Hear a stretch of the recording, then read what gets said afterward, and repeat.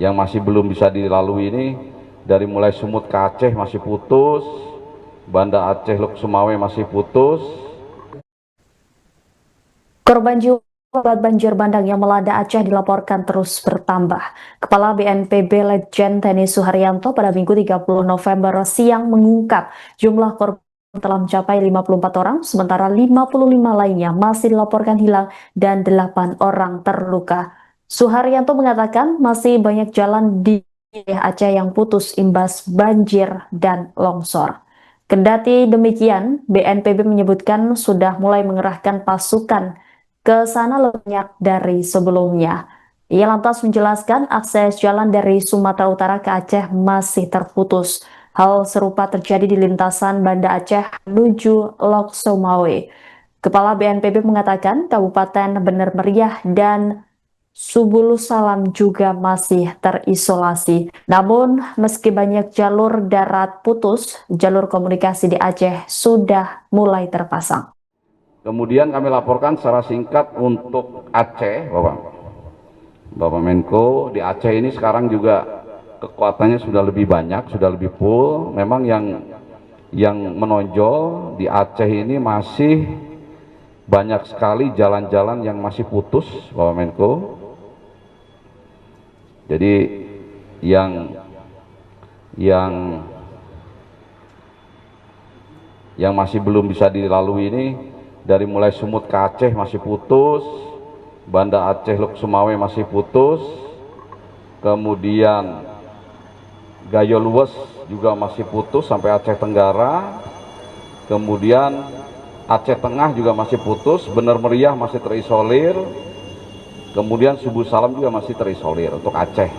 Jumlah korbannya Aceh lebih sedikit daripada Sumatera Utara. Per hari ini tapi baru terdata adalah 54 jiwa, hilang 55 jiwa, terluka 8, yang terdampak lainnya lebih kecil. Tapi terkesan karena Aceh ini banyak kabupaten kota yang masih putus, sehingga itu yang memerlukan perhatian secara khusus. Di sana ada Bapak Menteri Dalam Negeri dengan Deputi Apil. Kami juga lengkap di sana, ada Deputi Pajarwansa. Hari ini pendistribusian logistik secara darat, secara udara dan laut ini kami masukkan ke tempat-tempat yang terisolir, khususnya Bener Meriah dan Aceh Tengah. Data terbaru pada Minggu 30 November pukul 14 waktu Indonesia Barat, korban jiwa akibat bencana banjir dan longsor di Sumatera Barat tercatat hingga 90 jiwa. Sementara 87 orang masih dilaporkan hilang akibat bencana ini. Penambahan korban jiwa di Sumatera Barat paling banyak dari wilayah Agam, namun Suharyanto tidak merinci terkait jumlahnya. Kepala BNPB Letjen TNI Suharyanto mengatakan saat ini tinggal 7 kabupaten kota yang terdampak bencana di Sumatera Barat, yakni Padang, Pariaman, Solok, Agam, Tanah Datar, dan Kota Padang Panjang. Seluruh 7 kabupaten kota tersebut masih bisa disuplai lewat darat. Dengan demikian, alutsista di Padang hanya disiapkan 1 helikopter apabila ada titik yang disuplai melalui udara. Kendati demikian, untuk wilayah Sumatera Barat secara umum relatif sudah bisa terkendali. Kemudian untuk Padang, Bapak Menko, Padang ternyata jumlah yang meninggal Sumatera Barat ini bertambah, justru lebih besar daripada daripada Aceh, karena ini 90 meninggal dunia disumbang oleh salah satu kabupaten kota di Sumatera Barat, yaitu di Agam. Ini hasil pencarian dari Basarnas. Tetapi untuk Sumatera Barat itu tinggal 7 kabupaten kota yang terdampak. Yang pertama adalah Kota Padang, kemudian Padang Pariaman, kemudian Solok, Agam, Tanah Datar, Kota Padang Panjang, dan Padang Pariaman. Yang lainnya aman, Bapak Menko.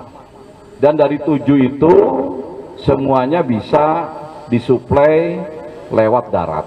Jadi kami untuk alutsista di Padang, heli ini kami hanya siapkan 1 saja untuk mengcover apabila ada titik-titik yang perlu disuplai lewat udara. Tapi secara umum untuk Sumatera Barat relatif sudah bisa lebih terkendali. Korban jiwa akibat banjir dan longsor di Sumatera Utara, Aceh, dan Sumatera Barat terus bertambah. Data terbaru BNPB pada Minggu 30 November pukul 14 waktu Indonesia Barat, korban meninggal di Sumatera Utara mencapai 172 orang, Aceh 54 orang, dan Sumatera Barat 90 orang. Total korban tewas akibat bencana dan longsor di 3 provinsi ini mencapai 316 orang. Sedangkan total korban yang hilang hingga hari ini mencapai 289 jiwa. Kepala BNPB Letjen TNI Suharyanto mengatakan di Sumatera Utara saat ini ada 147 orang yang dilaporkan hilang. Aceh 55 orang hilang dan di Sumatera Barat ada 87 orang yang masih dalam pencarian. Suharyanto menyebutkan saat ini listrik dan air di lokasi bencana relatif sudah pulih. Meski begitu, ia tidak menampik masih banyak lokasi yang terputus listrik dan air. Tim gabungan TNI Polri saat ini sedang berupaya untuk membuka jalan di sejumlah daerah yang terisolir. Dia mengakui bahwa butuh waktu beberapa hari hingga mereka bisa memberikan akses mobilisasi warga maupun pihak yang ingin memberikan bantuan. Hanya menyebabkan korban jiwa bencana banjir dan longsor di 3 provinsi di Pulau Sumatera ini juga menyebabkan ribuan masyarakat mengungsi. Tercatat per hari Minggu pagi ada 40.000 hingga 50.000 orang mengungsi akibat banjir dan longsor di Sumatera. Nah, tersebut belum termasuk dengan masyarakat yang mengungsi mandiri. Jumlah itu adalah jumlah pengungsi yang ada di pos pengungsian yang dikelola oleh pemerintah. BNPB juga masih terus mendata para pengungsi akibat banjir dan longsor di Aceh, Sumatera Utara, dan Sumatera Barat.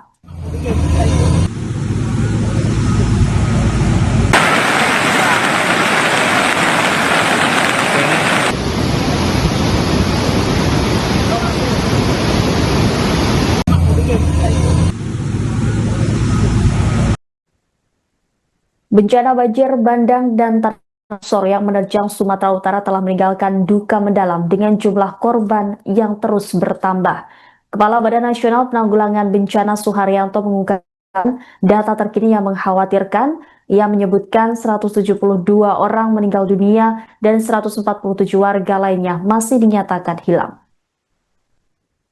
Data korban jiwa dan hilang ini menunjukkan betapa parahnya dampak musibah yang melanda di samping banyaknya masyarakat yang selamat dan kini terpaksa mengungsi.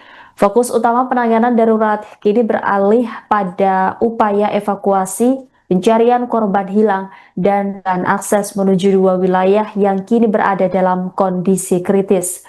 Suharyanto secara khusus menyoroti kondisi 2 daerah di Sumatera Utara yang memerlukan perhatian serius karena statusnya yang terisolasi total.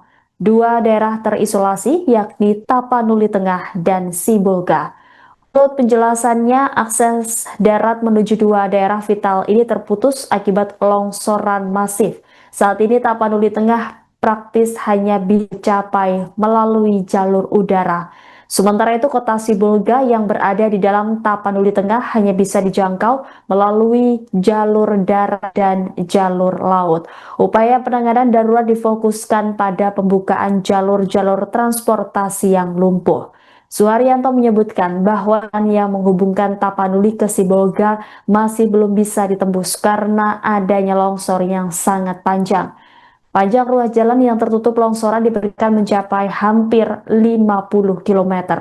Satgas gabungan dari unsur TNI dan Polri telah dikerahkan habis-habisan untuk menyingkirkan material longsor. Namun skala kerusakan yang masih membuat upaya pembukaan akses membutuhkan waktu yang tidak sebentar.